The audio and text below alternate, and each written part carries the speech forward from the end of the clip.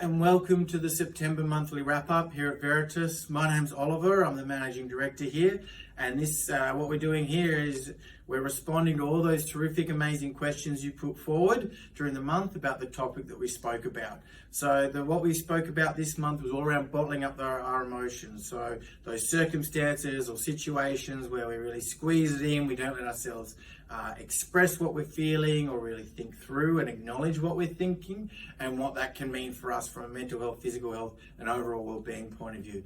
So you asked, we responded, and what's coming up is the 4 main questions we received this month. If I suppress my emotions, will they eventually go away? Maybe in one time or one particular circumstance they might, but if there's a particular situation which you're not letting yourself respond to, or a particular emotion that you are suppressing, over time that will build up, and an inability to express that emotion or react or respond wisely to that emotion or move through and acknowledge that emotion, it will eventually come out in some capacity, whether that be limiting you to engage with fully in certain situations or certain social situations, whether that be limiting in regards to how you can cope in certain situations, but it will come out in some way. So no, suppressing your emotion will not simply let the emotion go away. It might in a single circumstance, it might in a single one-off stage of overwhelmment, but if there is a particular situation that you cannot cope with, or if there's a particular emotion that you deny yourself the ability to acknowledge, respond, or work through, it will come out in some way. It doesn't just disappear. Why do I bottle up my emotions? Well, we're all different and circumstances are all different. So there's not one unique response I can give that's going to cover everyone for every single moment. However, 2 really overarching topics, I suppose, as to why we bottle up our emotions. One would be that we don't know what the emotion is or what's causing it, maybe a lack of a certain level of emotional intelligence in a situation, and we don't know what to do. We don't know how to respond. So therefore we bottle it up.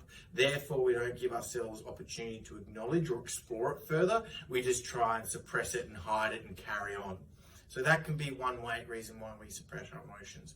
The other one, which is probably a little bit more common, or is definitely when we know that we're suppressing our emotions, and when it's a particular emotion that we don't want to experience. We either avoid it because it is distressing, emotions of anger, emotions of sadness, for example. We might just find those particular emotions so uncomfortable, so distressing, that rather than letting ourselves just steer into them and experience them and therefore move through them, we try to suppress them.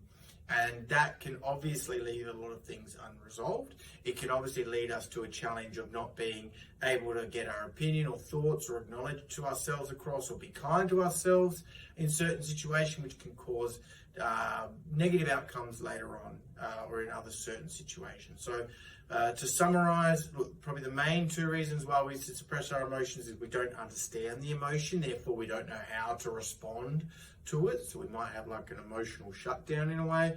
Or secondly, a level of wanting to avoid the distress that can come with particular negative emotions, such as anger, such as sadness, and maybe even some anxiety or anxiousness as well. How do I know if I'm bottling up my emotions? Again, it can look different for all of us, and it can look different for individuals in different circumstances, but really it's a lack of emotional expression or a lack of acknowledgement of what's happening to us. So if there's a particular triggering event, such as something that might cause grief, the loss of a relationship, the loss of a loved one, and we just don't have any sort of emotional response to that, we feel numb maybe, or we just move straight through to the next thing or keep ourselves busy, that can be a sign that we are bottling up our emotions. And on that's probably a pretty common coping technique for a lot of people, is when something negative happens or there's something negative happening in our lives, we'll keep ourselves really busy with other things. We won't allow ourselves the time to acknowledge a grief. We won't allow ourselves the time to acknowledge some sadness that we are experiencing. We'll keep ourselves busy with other things. And that can be a positive. It can help us moving forward. It can help be a positive distraction if it's limited, and still we're allowing ourselves the opportunity to express and acknowledge our emotions.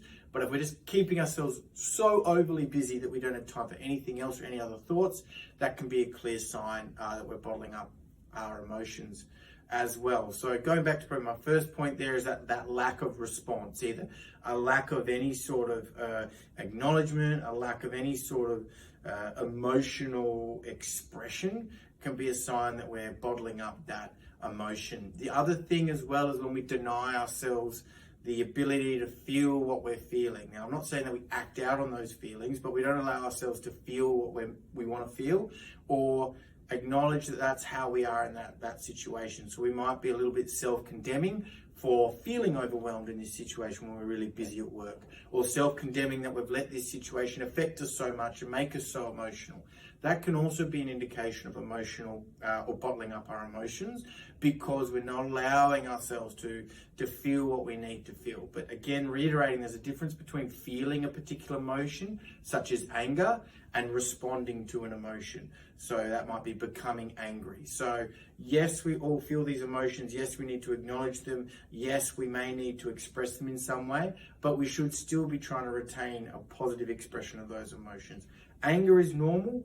Becoming angry is counterproductive. So, make sure when you're experiencing something and you're having those emotions, allow yourself to acknowledge what you're feeling, respond wisely to that emotion, and don't just distract yourself completely and overload yourself with all these different activities or other pursuits to try and paper mache over a breakup or a grief of a relationship loss.